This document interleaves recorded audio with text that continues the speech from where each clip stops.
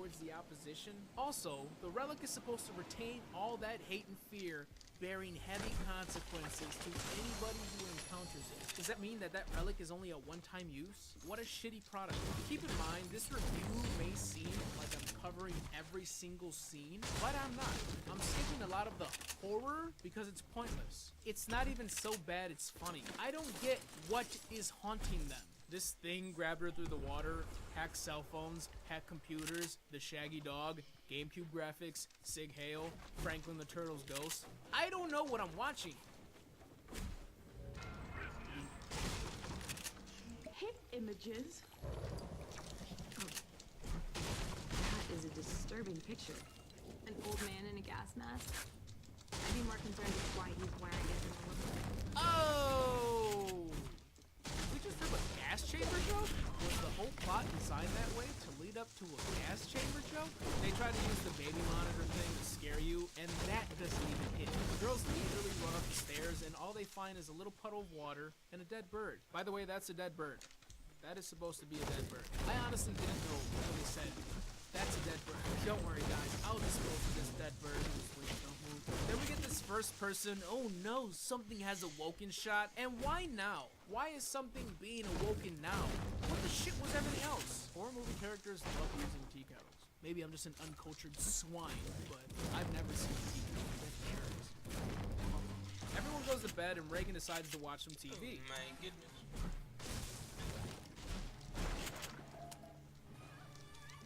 Gotta watch something old-timey and creepy because the Friends rerun would kill the tension.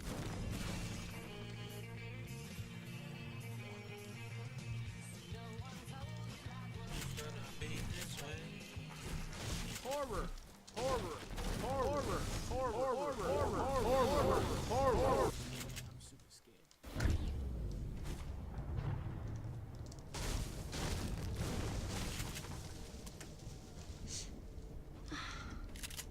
I'm done with this.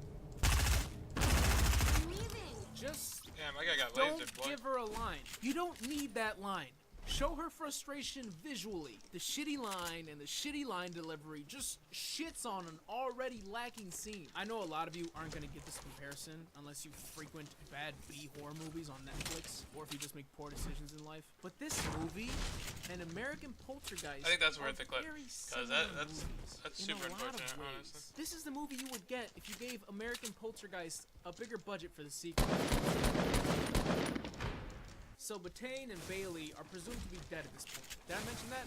I didn't mention that? I'll bring you up to speed. It doesn't take long. Boom! Boom! Now that you're caught up, Samantha goofs and gets mollywopped by Alice. This is Alice's first appearance, to my knowledge, and you should have just let her do all the killing.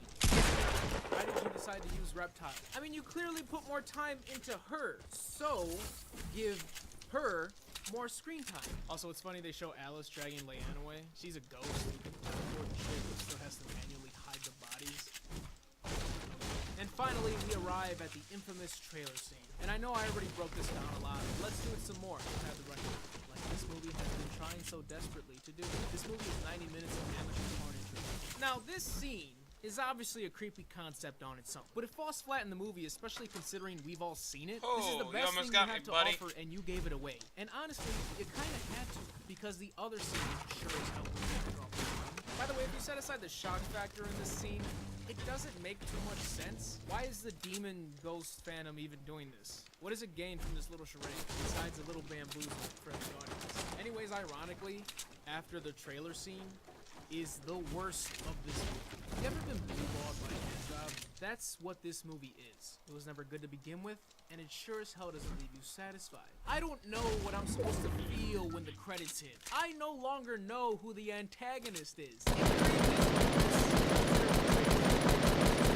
the plot, but they make no sense. There's like different things happening, and they're all boring as shit and barely developed. I've honestly searched the hatred explained because I don't have the answers. Okay, so this scares Reagan, and she runs to the bathroom with Irene. Why this grown woman believes a chunk of wood will be the deterrent for this? I don't know. Maybe because this does dumb shit like repeatedly bang a door instead of murdering them.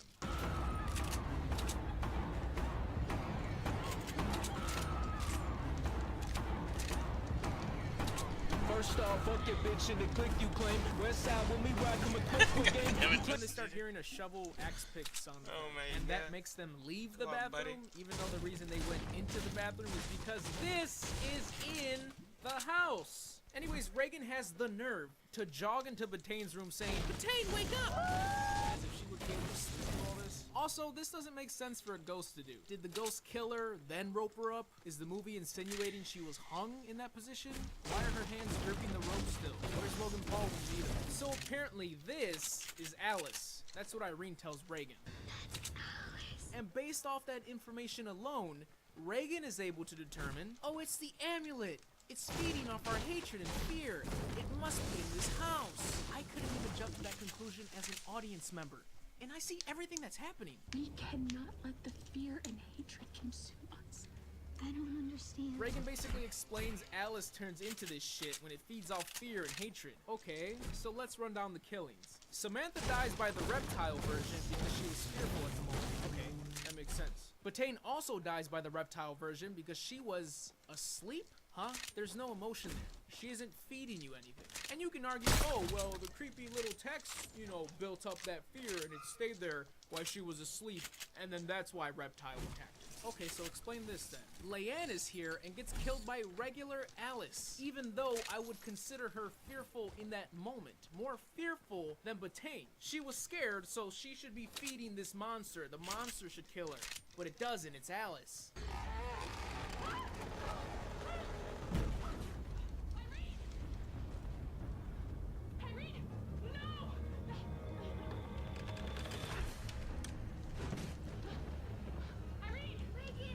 Why the hell didn't you say anything as soon as it fell? And how did you not see her? She's right there. She's literally right across from there. I don't understand. Disregarding logic for tension, the hatred. 2017. Michael G. Kehoe just starts throwing everything at the wall at the end of this movie.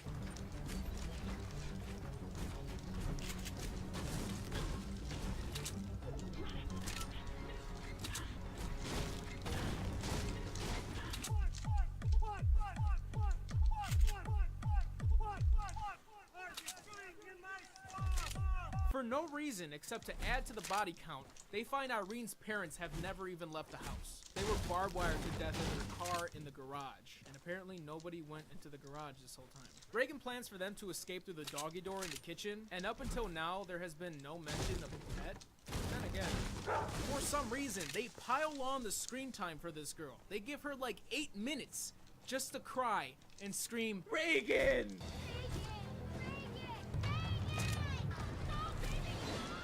Alice is then just normal and out and about. She warns Reagan about her father, even though up until this point I haven't seen him kill anybody or be a threat at all. Hey guys, look, it's Virgil, that guy they introduced before.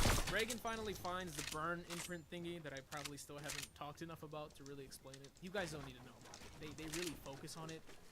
You're fine. She finds it and then finds Alice's dead body, and the movie's like, yeah, that's what Alice wanted the whole time. She just wanted to be found. Says fucking who? When was that ever a thing?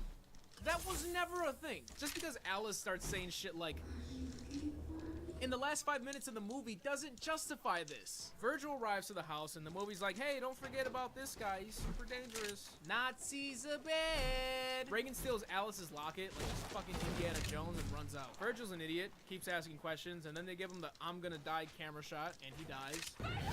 Then Reagan and Irene escape in the truck. Oh my god. What happened in there? Are you okay? I'm okay. You were right. Bad things happen in that house.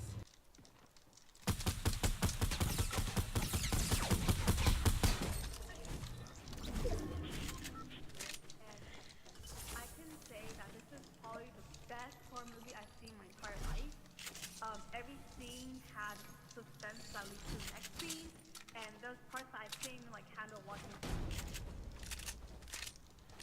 I don't want to pretend to be something that I'm not. I just want to tell a story. I'm not perfect, so I'm sure people are going to find mistakes and things like that. I think it's just to entertain people. An entertaining film you had. Mr. P-Ho. Please leave a like below if you fucks with the movie reviews. I fucking love making them, and I hope you guys. Alright, buddy. We want episode 20. Please subscribe because I have more content coming your way. And as always, I am Mr. GG, and I am out.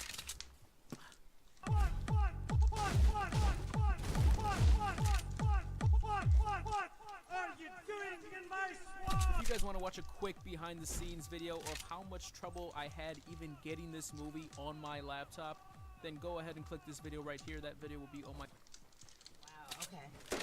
Scariest movie of all time. First and next one, The Ring. The Ring. Exorcist. That's mine. This is Vendigo. up here with Okay. Exorcist, yes. Shoots through shit Martyrs. instantly. So why the fuck wasn't it?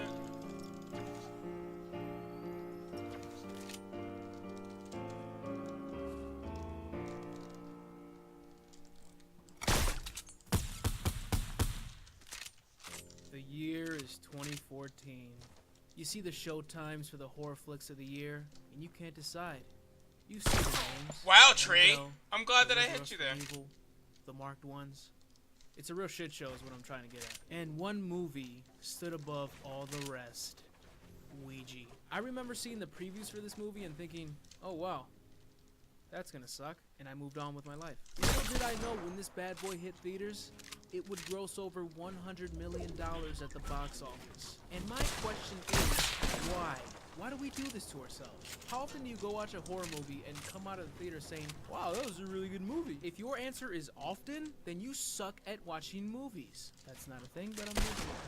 If you judge a horror movie off of how many times you jumped during the movie, then once again, you suck at watching movies. Jump scares have become a crutch at this point, if not the whole damn nature. Hey, I know the plot sucks, the acting sucks, it's boring, but boom! I can make me think of like 3 horror movies in the past couple years that weren't shit. The Conjuring. Get Out doesn't count. It's more of a thriller. It. Yes, I know how annoying Fucking it is. that I Deagle said people it. did. And I can't even think of a third one. I can't even count Split. It's too loose in the genre. Or maybe I just think that because it's actually a good movie. I could jump scare you right now and you would be like, oh shit! But does that mean I can direct Ouija Part 3? Oh my god. Yes, No, we're good, we're good. it does. Because I can. That's a joke. I didn't even watch Part 2. They don't deserve my money. Ouija! This is gonna be a dope movie. Ouija is a boring stubble of toilet paper clinging to my ass hairs. It's so draining. It's no 3 a.m. Netflix horror film, but that's not the point. You know what you're getting into with these B movies. This film was built up to be a Halloween hit. I went to go rewatch the trailer and thought, what the rip. fuck? They added in all these scenes that weren't even in the movie. Yeah, And that's see it, because Fred. if they used the scenes that were actually in the movie, you would see all the scary parts. The movie would be done, because the movie's dull. I have no idea who that is outside. This scene did not happen. Nope, that's not how she found that footage. Oh, no, not in the movie. She doesn't say this line. Don't know who that is. Wow. Shit. This movie actually looks kind of freaky. What's all? Whoa, what is all this? Oh, that's not in the movie. Let's go through the movie, shall we? As of right now, writing this script, I don't think this will be a long review because I honestly believe there's just not enough content in this movie. But we'll see. Should be quick. The movie starts with a flashback between Debbie and Lane. They play with the Ouija board.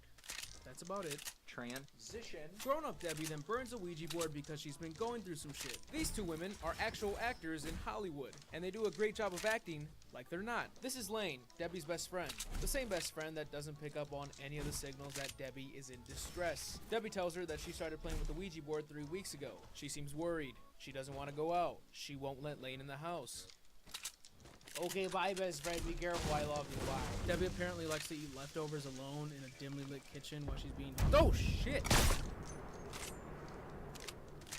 Guess I'm not the only one suddenly turned on. Hey, yo! Fun fact, this actor's name is Shelley Hennig, and she would later go on to be the star in another horror classic, Unfriended. Unfriended is a shitty movie. I like how she starts getting spooked, so she starts turning all the lights Okay, off. buddy. I think she's just setting the mood. Hey, look. What? Okay, I guess. If you look through the...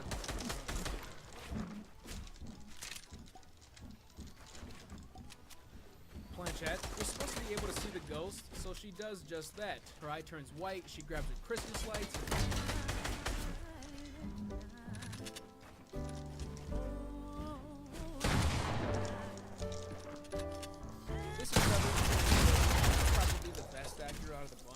that really doesn't mean much in this movie. And I might just be saying that because he gets like no screen time. And hey, look, it's our waitress slash our friend Isabel. Isabel is one of those characters you see and you're like, oh, okay, you're gonna die, got it. They have Debbie's funeral and Debbie's house, which seems a bit morbid. We're not really given a timeline from when she died to the funeral. Yeah, this innocent girl just snapped her neck here a few days ago, but these hors d'oeuvres.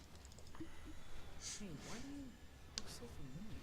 Where do I know you from? Bye-bye, man. Douglas Smith would later star in another horror classic, The Bye-Bye Man, which if you paid actual money to watch that movie, you suck at watching movies. Brought flowers. Debbie likes these. They're really pretty. You want me to put them in some Fuck water? them, I need to go. I'll just let him die like Debbie. Pete was Debbie's boyfriend. You could totally tell, right? Lane goes up to Debbie's bedroom and Literally can't Wanna edit see that. something That's here? fucking beautiful. anybody? Did they untie her, then set him back up in the room? Wait, more importantly, she hung herself with Christmas lights. Why did I just skip over that? First off, no. Secondly, no. Thirdly, you're telling me she applied all this force to the wire and didn't at the very least unplug from the outlet? Okay. Actually, you know what? Let's get these jokes on. Oh, fuck. This isn't the chimney. When the Walmart runs out of $2 towels on Black Friday, your mom says we need one more orange. You know Dasher and Dancer. Good morning, everybody. Hope you guys are all having a beautiful day. I know I am because today I'm going to be setting up Christmas lights on the house. Like a maniac, Lane fiddles with a Ouija planchette while Debbie's grieving mother reminisces. Then she gives her some of Debbie's shit. Sarah, Lane's sister, likes fucking older guys or smoking crack. I don't know. She's supposed to be underage, but she looks older than her older sister. Great casting, guys. Later, Trevor come by Debbie's to do errands. Trevor goes to try and fix the pool cover, and he's like really extending on this. He's like almost in the water. It's crazy. Oh, shadows. I was like, Yes. Lane sees a light flickering, and it's funny because it ends up being this pussy little IKEA reject lamp that can barely light the nightstand.